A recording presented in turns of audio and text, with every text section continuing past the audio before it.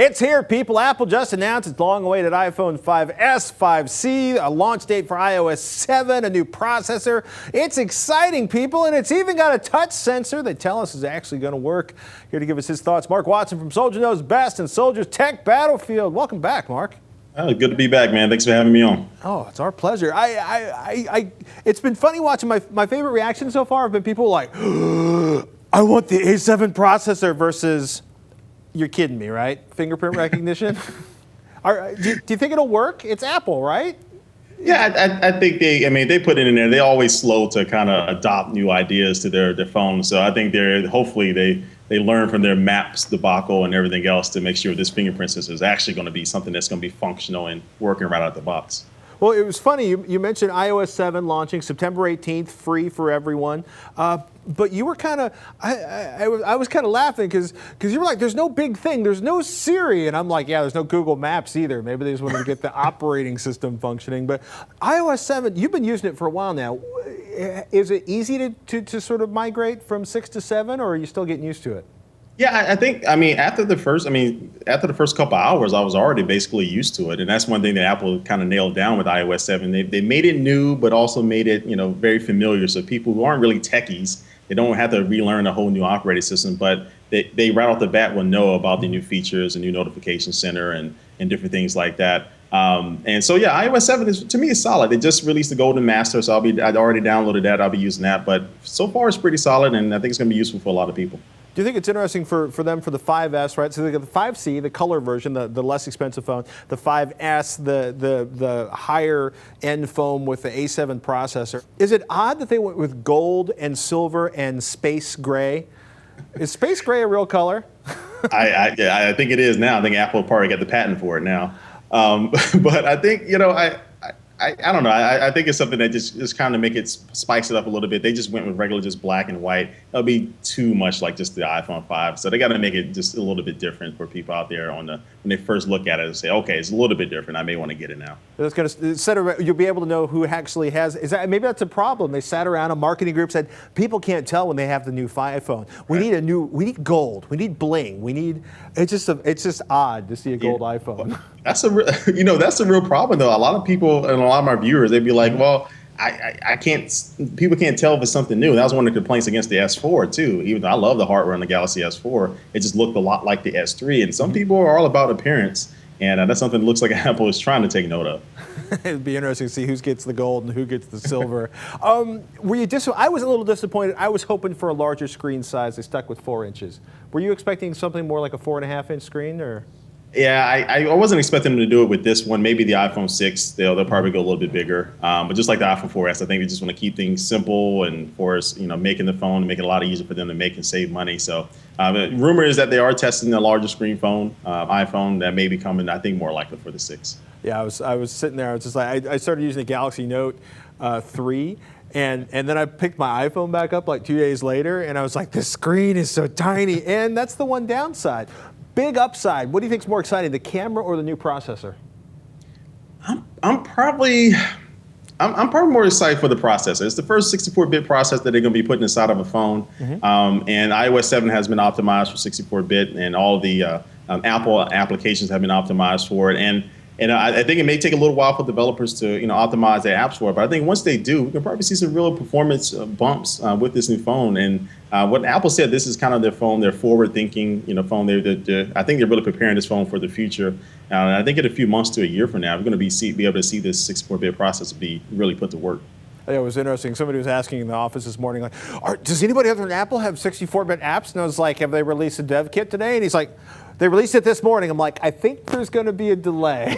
Yeah. They're probably, a couple of the people that they probably gave the heads up, let them get it, beforehand. But yeah, I think it's going to be a while before we can actually see the benefits of this 64-bit process. So the new iSight camera, 8 megapixels, 1.5 micron pixels. Are those larger or smaller than the 8 megapixel camera? Are the pixels on the new camera larger or smaller than the ones on the camera in the 5C? Oh, they're actually bigger. Okay. So still 8 megapixels. They didn't go to 13, but these pixels are going to be bigger, and it's kind of the same concept of the HTC Ultra Pixel camera that's in the HTC One and stuff. So Apple's basically saying we don't need to boost up our numbers just for specs, but we're going to make the overall image better by making the pixels bigger and better. So yeah, it should produce a really good image from what I can see from the video that they've been showing off. Well, it should also be a good bar camera, because if you're having a larger picture, larger sensor, well, you laugh, right? But it's like, it's a little bit faster, f2.2, but I'll be really curious to see how it looks out in the field, especially with, it's kind of the idea of the True Tone flash, where it's analyzing what's going on and optimizing the flash color for the photo. That fascinates me.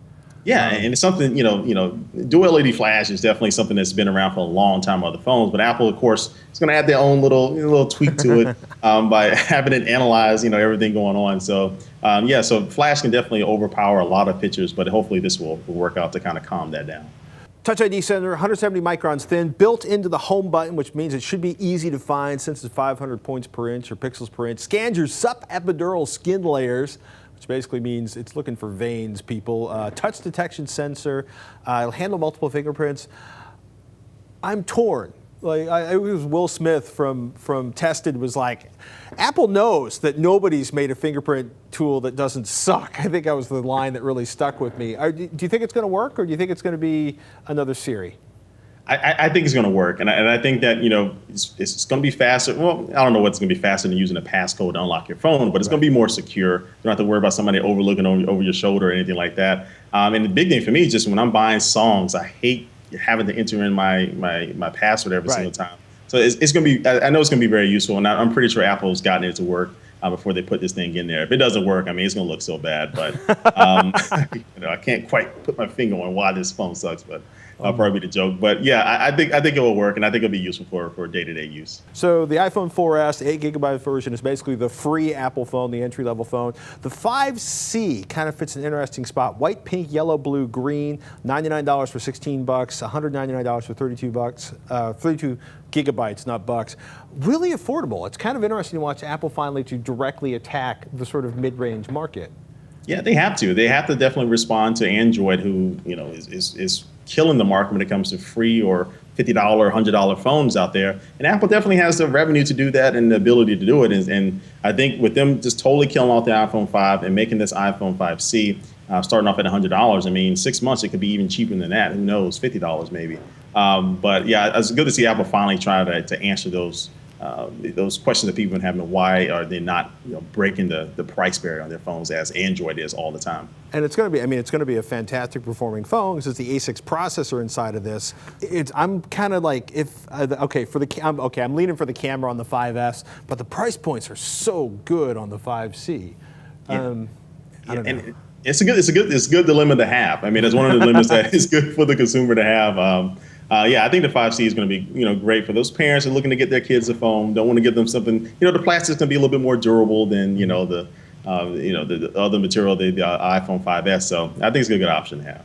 So pre-order tomorrow for 5C and 5S on a 2-year contract? No, actually, if you go to Apple's website, they don't have pre-order available for the 5S. It looks like on September 20th, when that thing launches, you're either going to have to go into the store and fight the lines early on, or you're going to be able to probably order online at midnight to get the phone shipped to you. So it's an interesting tactic. Apple hasn't done this in a while. So it's going to be a lot of tech reviewers very, very grumpy on Friday morning. So Mark, I got to ask, how many videos do you have posted so far today? You're probably on like your 6th video by now, right? I'm on my 2nd video now. The first video is me covering the entire stream of the Apple event, or basically the news coming from it. My 2nd video is going to be me telling you whether or not you should probably buy this iPhone 5S, giving you some good reasons about the specs and things like that. Ladies and gentlemen, Soldier Knows Best. Go there. There's going to be some good content up today. There's some good content there every day.